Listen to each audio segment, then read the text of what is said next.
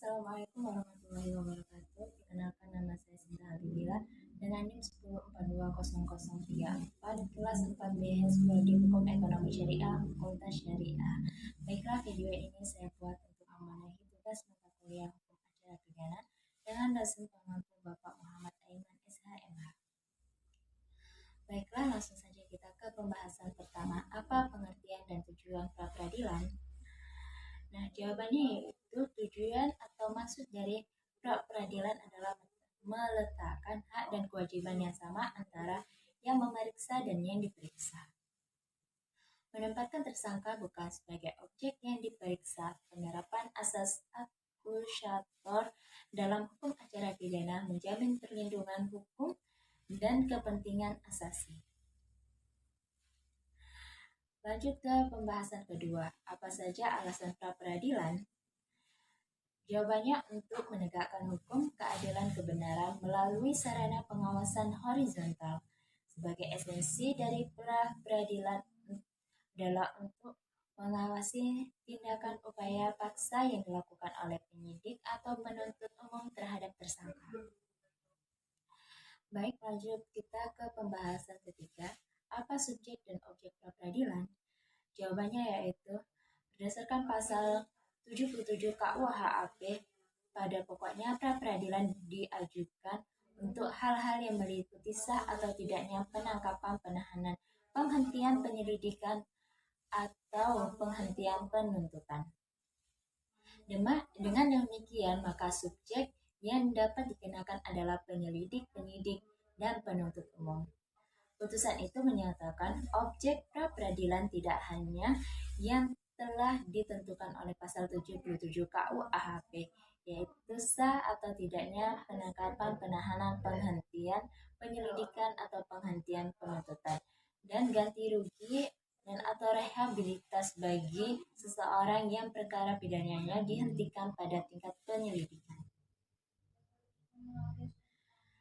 Lanjut ke pembahasan keempat, putusan pra-peradilan, yaitu menurut ketentuan dimaksud bentuk putusan pra-peradilan berupa penetapan. Bentuk putusan penetapan pada lazimnya merupakan rangkaian berita acara dengan isi putusan itu sendiri. Kelaziman yang demikian juga dijumpai dalam putusan perdata. Lanjut ke pembahasan kelima, surat penetapan penunjukan hakim yang akan memeriksa dan mengadili. Nah, berikut ini adalah contoh surat penetapan penunjukan hakim yang akan mengadili dan memeriksa. Baik, kita lanjut ke pembahasan berikutnya. Pembahasan ke-6, proses pemeriksaan perkara. Langkah pertama adalah pembacaan surat dakwaan. Surat dakwaan merupakan penataan konstruksi yuridis atas fakta-fakta perbuatan terdakwa yang terungkap sebagai hasil penyidikan dengan cara merangkai perpaduan antara fakta-fakta perbuatan tersebut dengan unsur tindak pidana sesuai ketentuan undang-undang pidana yang bersangkutan. Nah, yang membacakan surat dakwaan adalah penuntut umum.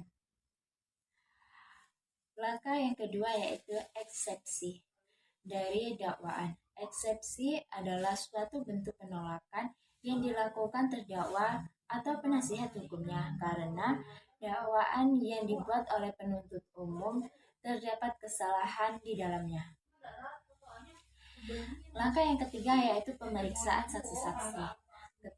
Keterangan saksi adalah salah satu alat bukti dalam perkara pidana yang berupa keterangan dari saksi mengenai suatu peristiwa pidana yang ia dengar sendiri, ia lihat sendiri, dan ia alami sendiri dengan menyebut alasan pengetahuan itu. Langkah keempat yaitu pembuktian. Pembuktian adalah perbuatan membuktikan. Membuktikan berarti memberikan atau memperlihatkan bukti, melakukan suatu kebenaran, melaksanakan, menandakan, menyaksikan, dan meyakinkan. Langkah kelima adalah tuntutan pidana. Surat tuntutan membuat hal-hal yang mengenai tindak pidana yang didakwakan, fakta-fakta yang diperoleh dalam persidangan, analisis hukum terhadap fakta-fakta untuk memberikan konstruksi hukum atas peristiwa yang didakwakan. Lanjut ke langkah terakhir, forum dialogis antara terdakwa dengan JPU, pledoi, replik, dan duplik.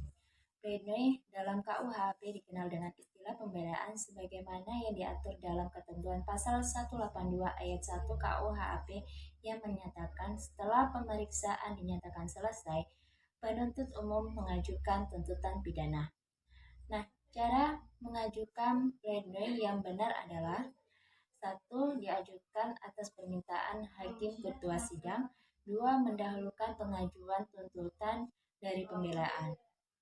3. Jawab menjawab dengan syarat terdakwa mendapat giliran terakhir. Giliran terakhir untuk menjawab diberikan kepada terdakwa atau penasihat hukum merupakan syarat dalam jawab menjawab.